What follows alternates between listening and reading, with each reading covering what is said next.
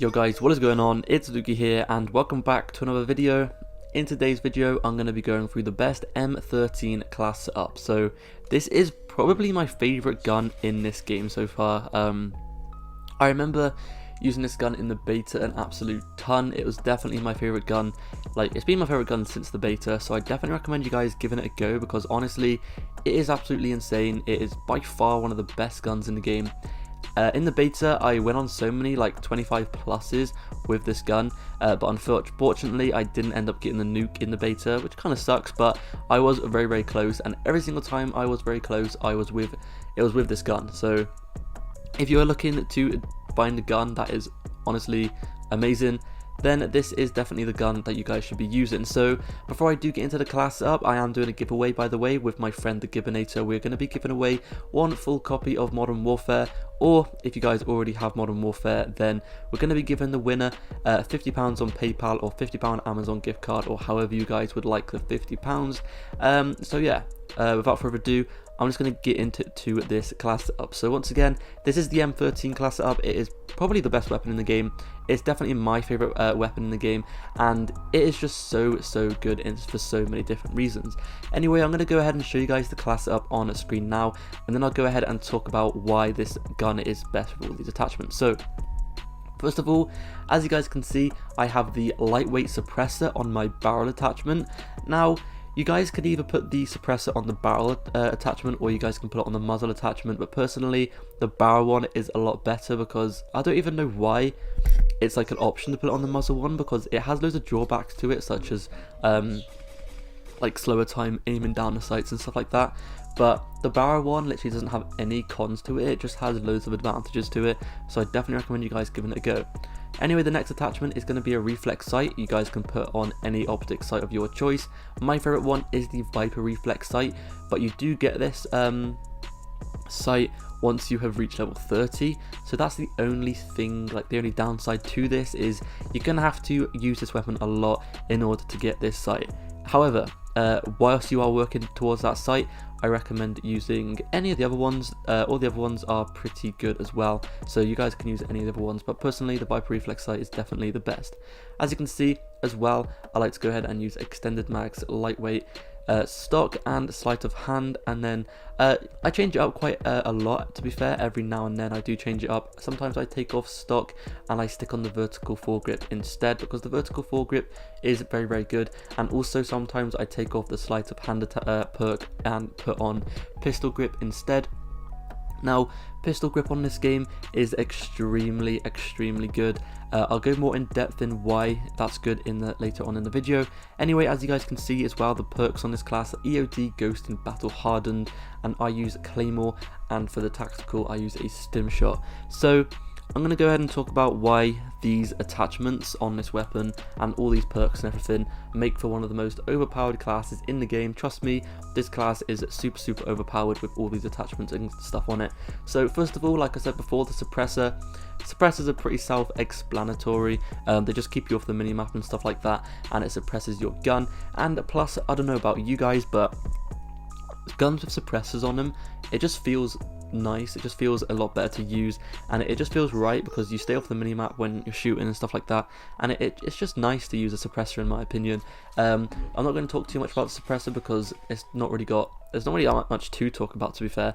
Just the fact that obviously your weapon is suppressed, so enemies aren't going to know that you are there and all of that kind of stuff. The next thing I use on this weapon is going to be a reflex sight. Now once again, you guys can use whatever sight you guys want to on this weapon.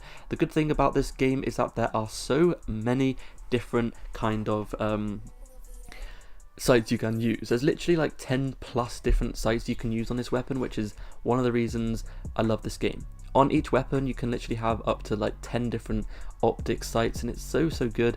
It's such a nice choice. There's so many different varieties, and there's just so many different choices, and I do love that about this game. Now personally for me, my favourite one is the Viper reflex sight, which like I said before, you have to get to level 30 to actually unlock it, which is the only downfall to it. But whilst you are getting to level 30 with the weapon, then you guys can use any of the other ones, and to be fair, any of the other ones are also very clean. Or if you guys would like to, then you guys can use the iron sights. The iron sights on this weapon is also actually quite nice, to be fair. So You guys can go ahead and use whichever site you guys want to, but personally, once again, I like this site. Anyway, the next attachment I like to use is the vertical foregrip, and this is because basically on this game there's a few different foregrips. There is a horizontal one, a vertical one, and there are a few other ones on different weapons and stuff like that.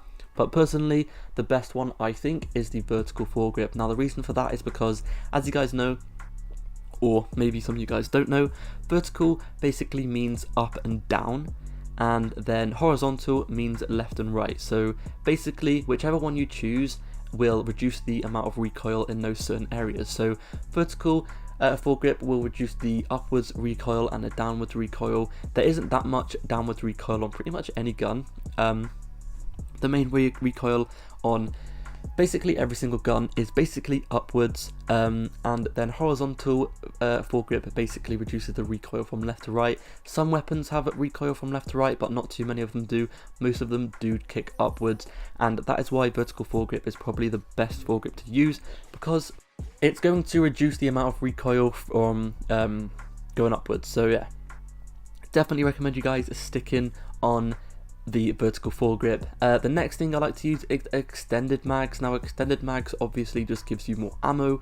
Now this actually has a lot of benefits to it. For example, to be fair, like I think extended mags is kind of like, people just see extended mags as just getting more bullets, but having more bullets can help you out in so many different more ways. So for example, let's say you're in a gunfight with 2 or more people.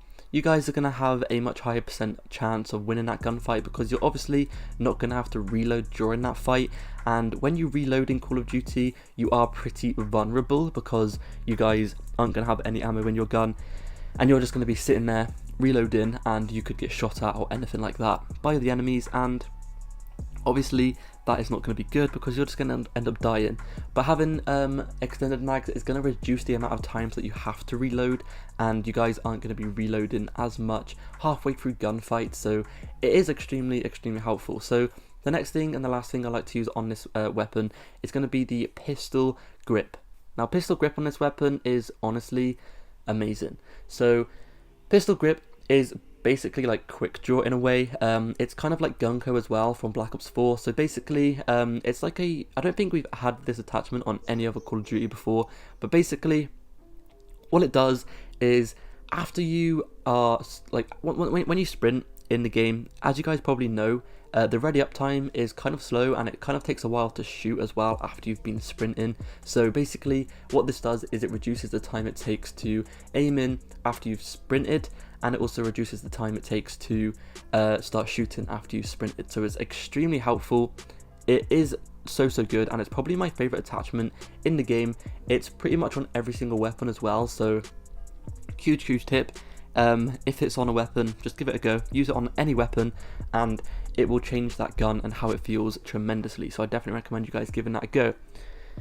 Anyway, on to the last thing on this class. It's going to be the perks. So on this perk, I use Ghost, I use EOD, and I also use Battle Hardened. Now, Battle Hardened on this game is basically Tactical Mask, and EOD is basically Flak Jacket. So as you guys know, Flak Jacket and Tactical Mask basically let you survive more easy from stuff like grenades, claymores, stun grenades, flash grenades, and all of that kind of stuff. So I definitely recommend you guys sticking it on, because as you guys probably know, in this game, literally every single person on the other team is going to be running like some kind of tactical, and they're also going to be using some kind of lethal, because you actually have to on every single class, no matter what. Like on previous Call of Duties, it was a select 10 kind of system for your classes, but on this one you get to pick like so many different stuff. You guys can have so much stuff in your classes,